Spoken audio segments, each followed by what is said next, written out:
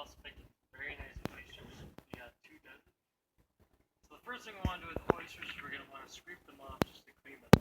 We don't want to rinse them through with water. Reason being is you'll lose the good brine that you have in here that tastes a little bit salty and can go really well with oysters. I quite enjoy it. If you do wash them off with water, then it'll just be a little watery inside. So we're going to brush it. Let's start with this one. Like you see, they have lots of green stuff here. So we'll take it over to the sink. We'll just wash it off.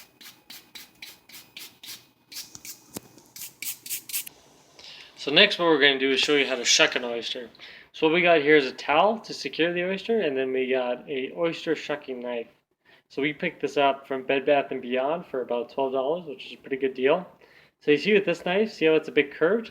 This will give you pretty good leverage when you're trying to pry open the oyster.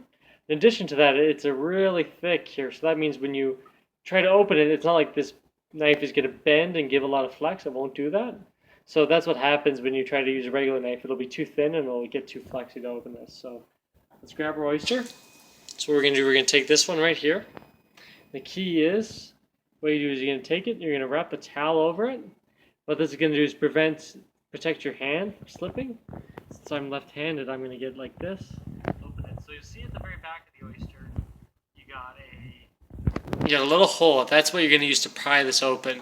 So when you set the oyster down, you'll see, notice too how you got a deep shell that goes around like this. That's where the oyster sits, and then you got the top shell that's really flat. So you want to put the deep one down and not open this underneath.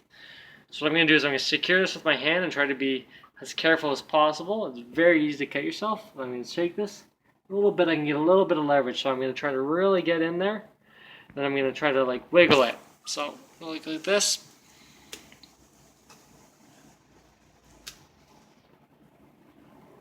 And then you hear it. It just popped. Now you might not have been hear that on camera.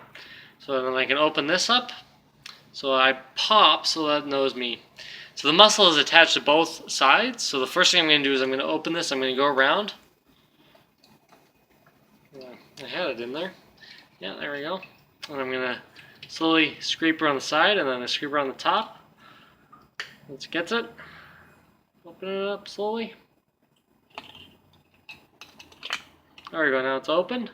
So see, I cut the top part there.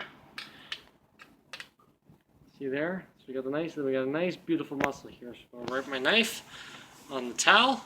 Then I'm going to cut around the edge. Now this gets it so that when you have this muscle, it's easy to slip down into your throat there. And what I'm going to do is I'm going to take the towel and quickly wipe around the edges for any sediment.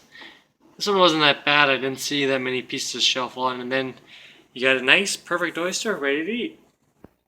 Okay, now that we have our oyster shucked, we prepared some ice to set it off. So this isn't as nice as our crushed ice that you'd see in a restaurant, but we made do. Then so what you do is you just try to position it well to not lose some of that brine.